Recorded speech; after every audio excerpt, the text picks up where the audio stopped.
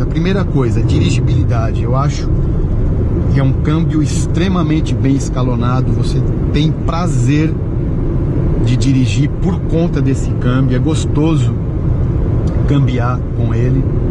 Então essa é a primeira característica. Depois a segunda, que é a mais óbvia, e foi a que me fez escolher por essa transmissão, é exatamente o consumo de combustível. Bom, eu tô 80 por hora agora, pessoal. Tem um caminhão lá na frente, tá? Tô reduzindo. Pra não... aqui numa ocasião normal de pista, de rodovia, eu colocaria uma quarta marcha, que é o que eu vou fazer agora, até porque eu tô a 60 já. Aceleraria, ultrapassaria o caminhão e iria embora. Mas como eu vou entrar numa descida e eu tô precisando da economia, eu optei por fazer isso.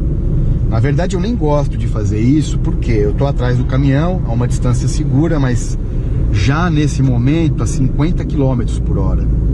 Eu detesto fazer isso, porque isso é um fato, não é uma questão de gostar ou não. Isso nos deixa vulneráveis na estrada. Você nessa velocidade, numa rodovia que permite, por lei, você trafegar a 110 km, mas que na prática é muito comum velocidades de cruzeiro aí de 130, até mais. Inclusive de caminhões, você tá a 50, você tá se colocando numa situação de perigo.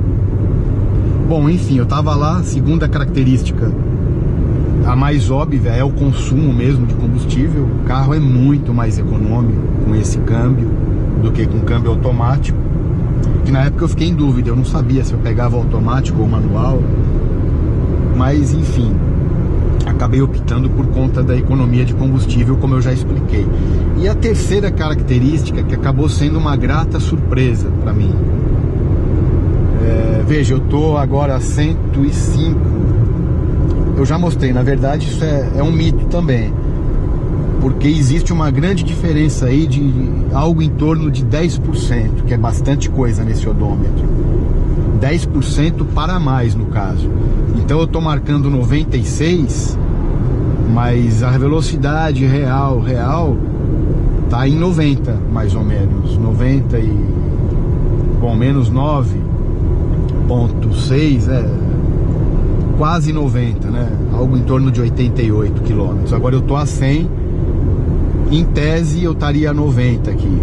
Eu devia ter ligado também o computador de bordo, ou o computador de bordo não, perdão, o GPS ou o Waze. Bom, vamos ver com o Waze aqui, a gente já põe para vocês exatamente quanto que tá de diferença. Ó, o Waze tá marcando, vou tentar deixar aqui, daqui a pouco ele vai cair, ó. Olha a diferença, 89, 80, vocês estão vendo? É mais ou menos 10%, então tem uma diferença grande. Nessa velocidade eu sei que eu vou acabar o combustível, eu vou prolongar bastante. Em sexta marcha, a 80, 90 por hora, o carro se torna bastante econômico, mesmo numa condição de estar com combustível fóssil aí, não fóssil, né, na verdade, com combustível etílico, digamos assim, né, ou o famoso álcool, etanol. Bom, vamos ver o quanto que ele está fazendo. Não é tão preciso, eu já mostrei isso também. Bom, eu zerei o trip B, vamos zerar o A.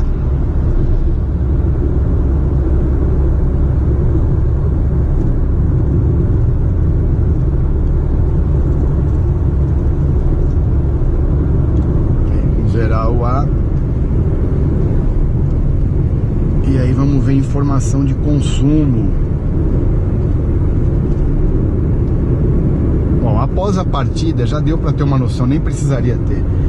Após a partida, mais ou menos, vocês estão pegando ali, ó, 12,3 quilômetros por litro. No álcool, nessa situação de tráfego quase zero também. Bom, tô mantendo dessa vez aí essa velocidade entre 80 e 100 por hora, que ainda eu acho 80 por hora, agora no caso é 80 mesmo, porque tem um radar. Mas nessa rodovia, que na maior parte dela a velocidade máxima é 110, ainda assim rodar a 80 eu particularmente não aconselho. É lógico que eventualmente você vai andar a 80, 90. Eu falo assim, fazer uma viagem que você comece a 80 em São Paulo e venha até Araraquara ou Ribeirão Preto em velocidade constante a 80. Isso se torna muito cansativo em primeiro lugar, e depois também te coloca um pouco vulnerável, não tanto quanto naquela ocasião lá atrás que eu coloquei, que era 50 por hora. Ó, aqui tem um radar, tá, que foi reativado. O radar aqui no famoso decidão do posto Chibarro.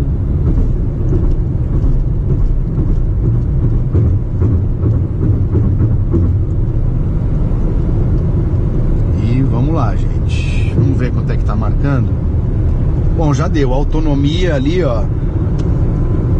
Pelo computador de bordo do carro, o carro já está com uma reserva muito crítica, né? Já entrou na reserva e está numa fase crítica de poder ocorrer uma pane seca. Naquele primeiro vídeo eu falei para vocês também uma coisa muito interessante que a gente tem que reiterar aqui. Isso é um teste controlado, tá? Eu tenho 1,5 milhão de quilômetros de rodovia, eu tenho uma boa parte desse 1,5 milhão é de rodovia. Se você ainda não é acostumado com rodovia, não façam isso. Existe um risco de uma pane seca agora, por exemplo, e que você vai ter que ter o bom senso de o mais rápido possível e sem risco tirar o carro da rodovia para fazer o reabastecimento, enfim. Uma pane seca pode se tornar perigosa. Então, se forem repetir esse teste, tomem bastante cuidado e saibam o que estão fazendo. Eu até vi, a gente está agora gravando, é março do ano de 2018, eu não sei quando eu vou colocar, quando eu vou conseguir colocar, editar, quando eu vou conseguir colocar no ar após a edição. Mas nesse período agora, março de 18, houve aqui na região, eu tô na região de Araraquara, e houve na região um acidente terrível, onde o capô de um Gol subiu na rodovia, era um senhor que estava dirigindo, e pelo capô ter subido, ele não estava enxergando nada, ele freou bruscamente e uma Mercedes veio atrás e não vou dizer nem que abalroou, foi uma coisa assim, um acidente pavoroso. O Gol dobrou, a Mercedes veio com muita força atrás, dobrou, e infelizmente esse senhor veio a óbito. Então, é lógico que aí não é uma pane seca, mas é uma situação parecida, né? Onde você vai tender a chegar à inércia. É lógico que é parecida também, guardadas as devidas proporções. Uma pane seca, se acontecer agora, eu tô a 113 pelo Waze, vamos ver, eu tô agora 199 pelo Waze 90. Dando uma pane seca, o carro não vai chegar à inércia de repente, eu vou ter um período bom aí para me posicionar. Mas imagine que no momento que dê a pane seca, por exemplo, tenha um caminhão a 130 ou 140 por hora, coisa que não é tão incomum nas estradas hoje em dia, não. Então ele não consegue parar, ele não consegue frear rápido. Então existe um risco, é bom que vocês saibam. Enfim, se forem repetir essa experiência, façam com muita consciência, porque estrada não é brincadeira.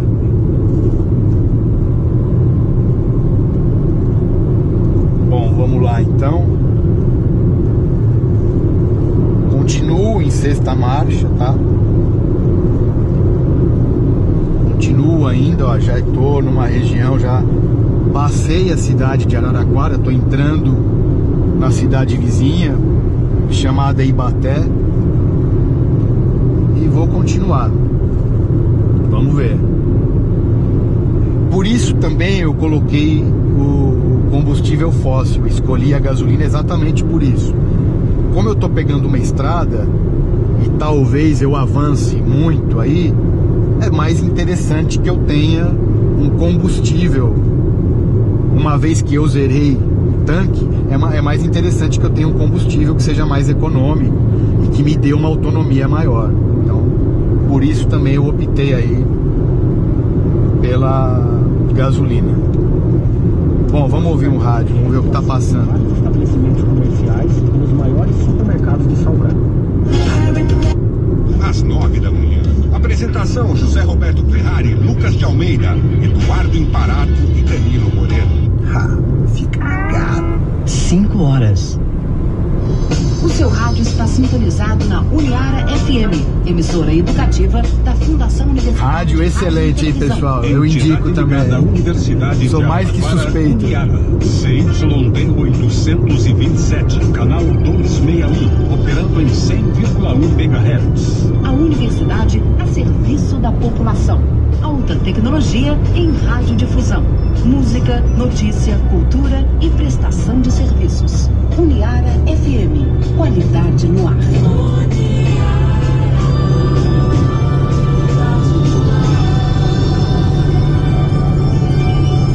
Agora dei uma acelerada aqui em quarta marcha. A Uniara FM apresenta Instrumentando, o melhor da música instrumental no seu rádio.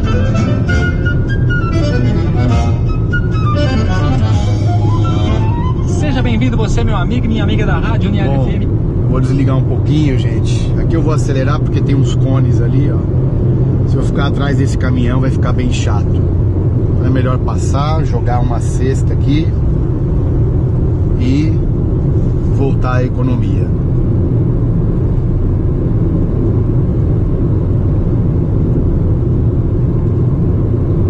Bom, tem que falar do carro também, né, gente? O carro, vou dar a quilometragem exata para vocês. Ele tá com 19.233 quilômetros. Por enquanto eu não tenho nenhuma grande reclamação dele. Acho que fiz uma excelente compra, uma compra muito boa mesmo. E vou dar uma outra dica em relação à compra. Se você tiver calma para comprar, não tiver aquela pressa, aquela necessidade iminente de ter o carro na mão, procura sempre comprar o carro no finalzinho do mês, porque os vendedores, eles têm metas para cumprir. E quando está chegando o finalzinho do mês, para que eles consigam bater a meta, eles ficam muito mais suscetíveis aí a bons descontos, que foi o que eu fiz. Eu já expliquei aqui.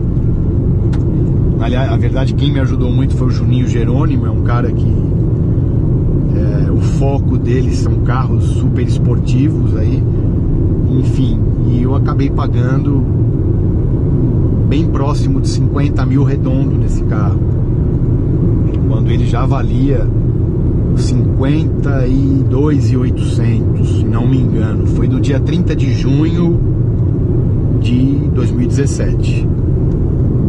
Então fica a dica aí pra vocês também. Se você quiser comprar um carro e tiver tempo suficiente para esperar, procura, em primeiro lugar, é lógico, fazer uma pesquisa, né?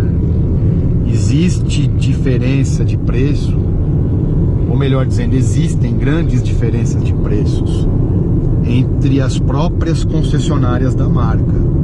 E uma vez que você vai comprar, se tiver tempo e disposição, vale a pena até você sair da cidade. Eu, por exemplo, comprei o meu em Ribeirão Preto, que é uma cidade praticamente vizinha aqui de Araraquara. Enfim, gosto e estou gostando demais do carro. Não posso fazer grandes críticas. Existem aqueles detalhes, sim, como eu já frisei, mas nada é absoluto, nada é perfeito. Então, gostaria muito de experimentar esse novo Etios que está saindo agora na linha 2019, que tem controle de tração, enfim. Então acho que a tendência é o carro ter melhorado ainda mais. Bom, vamos ver o quanto a gente já rodou. Eu cometi um outro equívoco aí, né, gente? A gente já rodou 34 quilômetros desde o posto de gasolina. A gente já tá rodando aí, eu não marquei exatamente quando zerou, mas foi ali na descida do Chibarro, mais ou menos. Tava algo em torno de 11 rodados já. Então eu já rodei praticamente 23 quilômetros depois que o computador de bordo acusou que não dava para rodar mais nada.